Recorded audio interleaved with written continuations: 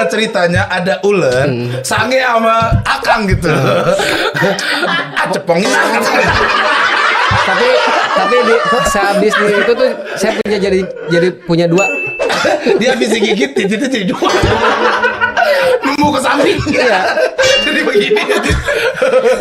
Itu kenapa kok bisa kejadiannya begitu? Ya emang harus seperti itu kalau misalnya konten-konten yang berbahaya mah.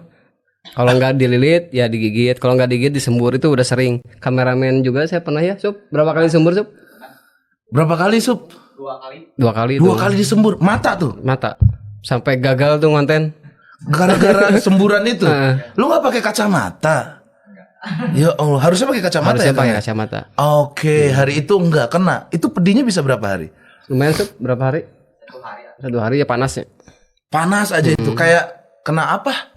Kayak cabai. Oh, kayak kena cabe. Oh, ularnya makan cabe dulu.